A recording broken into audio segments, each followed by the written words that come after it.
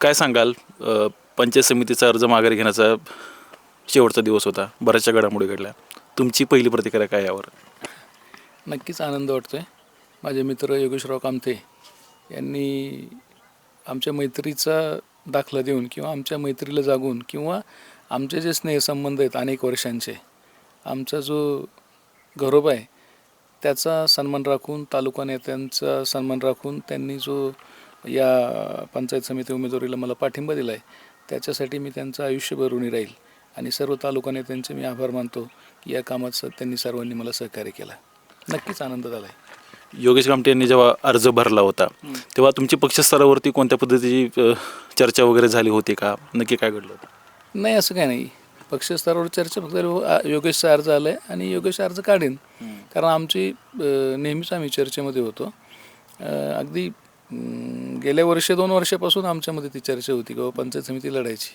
ठीक आहे, मला लढूया, ज्यांना कोणाला तिकीट मिळेल पक्षाचं, आम्ही एकाच पक्षामध्ये काम करत होतो, त्यामुळं ज्याला तिकीट मिळेल त्याचं दुसऱ्यांनी काम करायचं असं आमचं अगदी स्वच्छपणाने ठरलेलं होतं. मग हा अर्ज माघारी घेण्यासाठी आजचा जो काही आला प्रसंग आला, तर त्यासाठी पुढाकार नक्की कुणी घेतला? मी भेटलो त्यांना जाऊन ना, माझं कामच आहे ना ते, प्रश्नच नाही. आत्ता मी उमेदवार आहे, आत्ता मी स्वतः उमेदवार असल्यामुळं आणि ते अपक्ष किंवा दुसऱ्या पक्षाची उमेदवारी त्यांनी घेतली असल्याकारणानं मला जाणं क्रमप्राप्त आहे. मग तो काय म्हणतो आपण, नॅचरल आहे ते, त्याच्यामध्ये काय विषय नाही आणि मला त्याच्यामध्ये अजिबात कमीपणा नाही. मी माझ्या भावाकडेच गेलो होतो, असं काय मी कुठं नवीन माणसाकडे कुणाकडे गेलो होतो असं मला अजिबात वाटत नाही. त्याच्यामध्ये एक गोष्ट मी आवर्जून सांगू इच्छितो तुम्हाला, की त्यांना एक ठाम विश्वास होता की ही उमेदवारी माघार घेतली जाणार आहे. कारण का तर त्यांनी प्रचारामध्ये प्रचंड आघाडी घेतली होती, पण त्यांना एक जाणवत होतं की आपला मित्राने अर्ज दाखल केलाय काय, पण मित्र अजून प्रचारात कुठं काय यांना दिसत नव्हता. त्यामुळे तो विश्वास त्यांना तो 100% होता. प्रचाराच्या आघाडीपेक्षा मला प्रचारात आघाडी मी घेतली होती, त्यांनी प्रचारात कुठं दिसले नव्हते, त्याहीपेक्षा मला खात्री होती माझ्या मनाला की आमच्या दोघांचं जे ठरलं आहे, दुनिया काही सांगेल पण आमचं जे ठरलं होतं ते ठरलं होतं आणि त्याला ते तडा जाऊन देणार नाही याची मला खात्री होती. त्यामुळे मी निश्चिंत होतो. फक्त माझं जायचं काम होतं, मी गेलो, त्यांच्याशी बोललो, त्यांना रिक्वेस्ट केली, ते म्हटले मला जरा वेळ द्या. ठीक आहे म्हणलं, ओके. मी 4 दिवसमध्ये त्यांना फोनसुद्धा केला नव्हता, तुम्हाला खोटं वाटेल. 4 दिवसांनी कालच फोन केला, काय ठरलं, काय करायचं? ते म्हणले तुम्ही सांगा काय करायचं. तर ऑब्व्हियसली मी सांगितलं, बाबा घ्या, करा मदत, ओके, डन. काहीच नाही, म्हणजे बेबनाव नाही, राग नाही, कटुता नाही, कुछ नाही, काहीच नाही. एकदम स्वच्छ, सुंदर, निर्मळ मनाने त्यांनी उमेदवारी मागे घेतली आणि मी तितक्याच स्वच्छपणाने मी त्यांच्याकडे गेलो होतो आणि दोघांनी सन्मानाने, म्हणजे त्यांनी माझा सन्मान ठेवला, मी त्यांचा सन्मान ठेवला आणि आता पुढे जायचे. प्रचार तर आता खऱ्या अर्थानं झाला आहे, तर मग येणाऱ्या काळामध्ये प्रचाराची तुमची पुढची रणनीती कुठल्या पद्धतीने असणार आहे? आणि दुसरा याला लागूनच पुढचा प्रश्न, लोकांच्यामध्ये फिरताना कुठले महत्त्वाचे मुद्दे तुम्हाला वाटत आहेत की ज्या मुद्द्यांच्या आधारे यंदाची जी काही पंचायत समितीच्या निवडणूक आहे त्या लढल्या जाणार आहेत?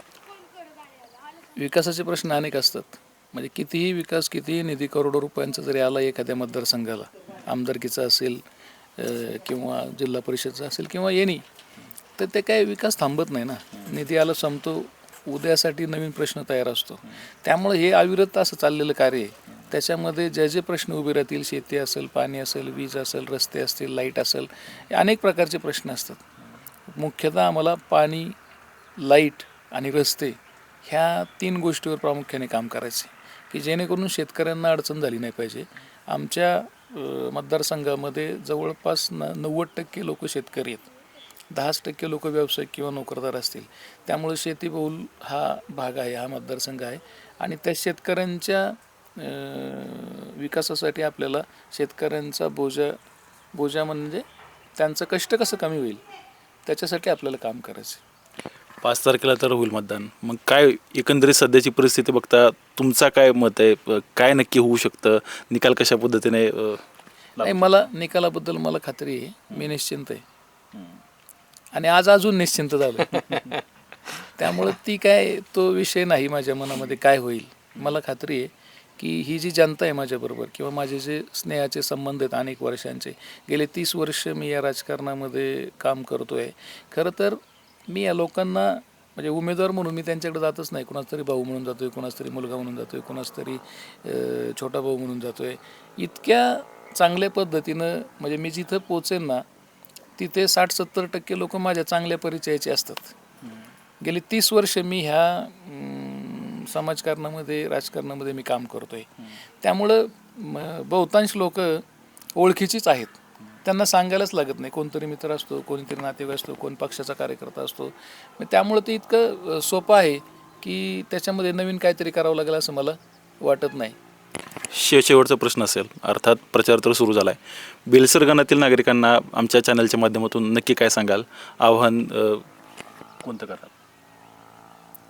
म्हणजे मतदान करण्याचं हां, म्हणजे मी तुम्हाला आत्ताच सांगितलं ना की बाबा मला जे करायचं आहे, मी जे करतोय, मी आता जवळपास गेले ऑक्टोबरपासून मी या प्रक्रियेत आहे. तुम्हाला सांग, म्हणजे आम्ही दोघंही ऑक्टोबरपासून या प्रक्रियेत आहे. तर मी हे थोडंसं प्रचाराला जास्त बाहेर पडले नाहीत. मी मात्र मतदारसंघाचा 2दा दौरा केला. आजी माझी पदाधिकाऱ्यांच्या, माझ्या मित्रमंडळींच्या मी गाठीभेटी घेतल्या आणि त्याच्यामध्ये मी त्यांना सांगत होतो की मला पक्षाकडून उमेदवारी मिळण्याचे चान्सेस आहेत, मला मिळू शकते. त्यामुळं मी त्यांना भेटत होतो. त्यामुळे माझे 2 राऊंड ऑलरेडी पूर्ण झालेले आहेत. हा 3रा राऊंड आहे आणि ह्याच्यामध्ये लोकांनी म्हणजे मी उमेदवार मी नाहीच आहे, हे सगळी जनताच उमेदवार आहे. त्यामुळं त्यांना असं वाटतच नाही की आपण कोणीतरी नवीन माणसाला संधी देतोय. त्यांना असं वाटतंय की हा आपल्यातलाच कोणीतरी एक तिथे जाऊन बसणार आहे आणि त्यांना 24 तास मी उपलब्ध असणार आहे. म्हणजे जशी खात्री योगेशरावने दिली की बाबा ह्यांच्या माध्यमातून मी कामं पूर्ण करून घेईल, त्यांना तो अधिकारच आहे. त्याच्यामध्ये माझ्या मनामध्ये कुठली शंका नाही आहे. पण त्यांना जसा अधिकार आहे तसं मतदारसंघातल्या प्रत्येक मतदाराला, प्रत्येक नागरिकाला, प्रत्येक व्यक्तीला तो अधिकार राहणार आहे.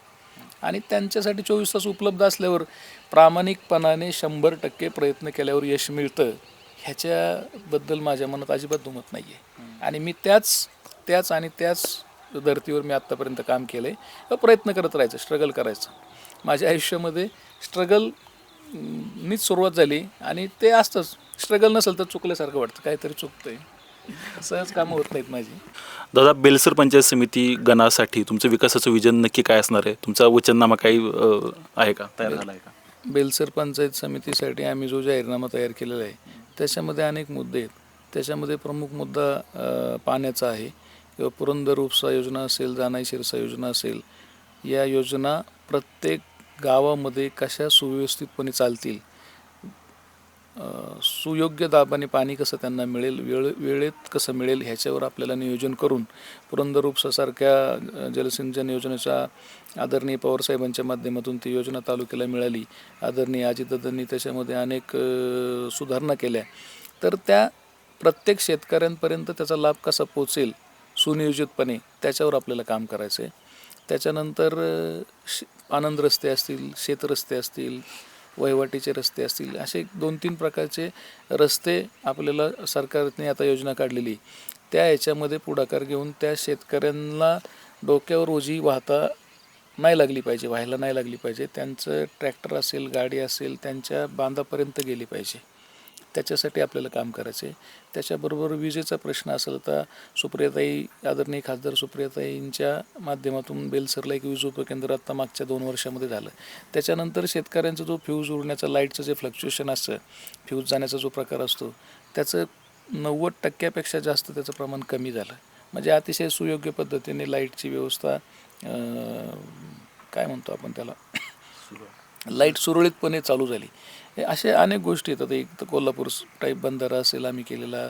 आमच्या इकडे प्राथमिक आरोग्य केंद्र जे आत्ता आहे आणि त्याची जी उपकेंद्र आहेत मतदारसंघामध्ये, त्याच्यामध्ये अद्ययावत हॉस्पिटल्स त्याची कशी होतील, त्याच्यामध्ये ऑपरेशन्स कशी होतील, किंवा त्याच्यामध्ये कर्मचाऱ्यांचा जो आत्ता अभाव आहे तो आदरणीय उपमुख्यमंत्री अजितदादा पवारसाहेब यांच्या माध्यमातून त्यात कसं सोडवता येईल, कर्मचाऱ्यांची जितकी आवश्यकता तितके कर्मचारी कसे येतील, ह्याच्यावर आपल्याला काम करायचं आहे की जेणेकरून सर्वसामान्य माणसाच्या आयुष्यामध्ये ते आरोग्य हा एक महत्त्वाचा घटक आहे. त्यामुळं तिथपर्यंत आरोग्य केंद्र, प्राथमिक आरोग्य केंद्र न राहता अद्ययावत हॉस्पिटल कसं होईल याच्यासाठी आपल्याला प्रयत्न करायचा आहे. त्याच्यानंतर रस्त्यांचे, डांबरी रस्ते असतील, गावातील छोटे छोटे सिमेंट रस्ते असतील, असे अनेक प्रकरणं असतात. समाज मंदिरं असतात, शिक्षणाचे काही मुद्दे असतात, शाळा, शालेय म्हणजे नाही का मुलं असतील त्यांच्यासाठी अनेक योजना असतात सरकारच्या, किंवा आपल्या शेतकऱ्यांसाठी जिल्हा परिषदमधून 200 प्रकारच्या किंवा त्याच्यापेक्षा जास्त प्रकारच्या ज्या योजना आहेत त्या वैयक्तिक लाभाच्या, त्या योजना प्रत्येक शेतकऱ्यापर्यंत कशा पोहोचतील याच्यावर आपल्याला काम करायचं आहे. आता खूप काही आम्हाला नाही का म्हणजे फार वल्गना करण्यासारखं काही प्रश्न नाही आहे, म्हणजे खूप काही बोलावं, खूप काही सांगावं असं काही नसतं. पण 24 तास जर आपण पुढच्या माणसांसाठी काम करायची तयारी दाखवली आणि प्रामाणिकपणे प्रयत्न केला तर त्याला यश मिळतं. आणि त्या पद्धतीनं जे जे प्रश्न ज्या ज्यावेळी उपलब्ध असतील त्यावेळी त्या त्या प्रश्नांसाठी, शेतकऱ्यांसाठी, शैक्षणिक गोष्टींसाठी भांडण्याची आमची कायमच तयारी राहील.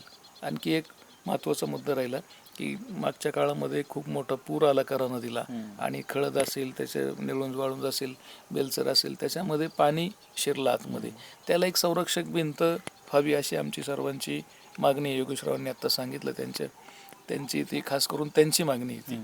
तर त्याच्यामध्ये तीही आपल्याला त्याच्यामध्ये आपल्याला त्याचा पाठपुरावा करून ते करून घ्यायचं आहे. अशा अनेक गोष्टी आहेत की महत्त्वाचं म्हणजे शेतकरी, त्याच्या असलेल्या समस्या आणि त्याच्यावर असणाऱ्या उपाययोजना, त्यानंतर आरोग्य आणि शिक्षण, ह्या 2-3 गोष्टीवर जर आपण काम केलं तर ह्याच्यापेक्षा वेगळा काही प्रश्न असतो फार मोठा असं मला वाटत नाही. आणि त्याच्यासाठी आपल्याला प्रामाणिकपणे काम करायचं आहे. ही जी सगळे जनता आहे, हे सगळे माझी असलेले स्नेहसंबंध आहेत, रोजचा लोकांशी माझा संपर्क आहे, त्या माध्यमातून मला असं वाटतं की मी पॉझिटिव्ह विचारांनी सकारात्मकपणे पुढं जाणार कार्यकर्ता आहे. त्यामुळं अडचणीला असं मला अजिबात वाटत नाही. ह्या लोकांना माझ्याबद्दल असलेलं प्रेम मी आता ज्या ज्या ठिकाणी जातो आहे ते मला पाहायला मिळते, आणि त्या प्रेमानेच मी जिंकून येईल असं मला वाटतं. आणि सर्वच मतदारसंघातील मतदारांना, नागरिकांना, लहान थोरांना, ज्येष्ठांना, सर्वांनाच माझी विनंती आहे, आपल्या चॅनलच्या माध्यमातून मी विनंती करतो आहे की सर्व मतदार बंधू भगिनींनी मला त्यांचा सहकार्य, त्यांचा आशीर्वाद द्यावा आणि मला उच्चांकी मताने पुरंदर पंचायत समितीमध्ये पाठवावं अशी मी नम्रपणे विनंती करतो. धन्यवाद.